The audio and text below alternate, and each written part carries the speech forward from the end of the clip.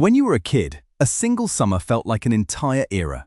3 months of bike rides and boredom that stretched out forever. Now you blink in January and somehow it's already December again. Same amount of time, completely different length, and it keeps getting worse every year. Here's the part that should genuinely unsettle you. By the time you turned about 8, you'd already lived half of your life. Not half your years, half of the time you will ever feel like you lived.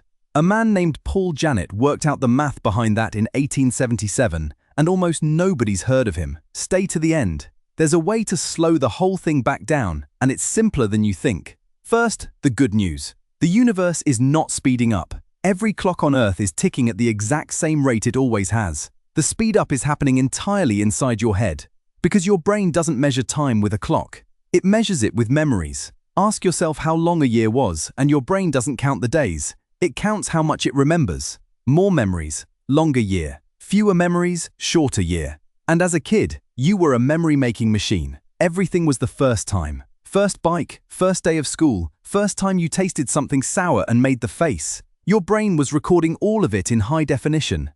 Now, back to that man from 1877. Paul Janet noticed something almost too simple to take seriously. When you're 5, 1 year is a fifth of everything you've ever lived. A giant slice. When you're 50, that same year is 1/50th, a sliver. So each year automatically feels smaller than the one before it, because it is, next to all the time behind you. That's the ratio theory, and it's real. But it's only half the answer. The other half is physical. As you age, your neurons fire a little slower. Think of it as your internal clock winding down. And when your internal clock slows, everything outside it appears to speed up.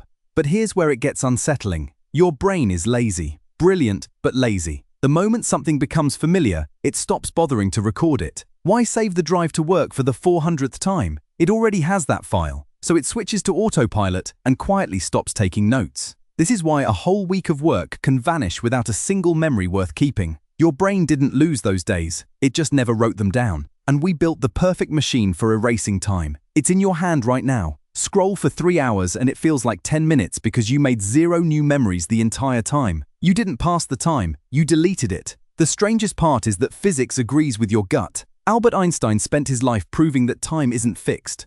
It bends, and he put it more simply than any equation ever could. Sit on a hot stove for 1 minute, and it feels like an hour. Sit with someone you love for an hour, and it feels like a minute. Same 60 seconds. 2 completely different lengths. Your boredom and your attention are quietly editing the footage in real time. This is where it gets genuinely strange, because you're actually running 2 clocks at once. The first is the live clock, how fast time feels while it's happening. The second is the memory clock, how long it feels later, looking back. And the two almost never agree. Think about a great vacation. While you're in it, it flies by in a blur. But a month later, it feels enormous, packed with new streets and food and faces. That's the holiday paradox. Fun feels fast while you live it, and long once it's a memory. A boring Tuesday is the exact opposite. It crawls while you're in it, then vanishes for good. So the days that feel slow are often the ones you'll lose. And that should change how you spend them. And here's the consequence almost nobody does the math on. This doesn't slow down, it compounds. Every year you add is a smaller fraction of the last, so each one feels shorter than the one before. Your 30s feel quicker than your 20s, your 40s quicker still. Left alone, life doesn't just pass, it accelerates.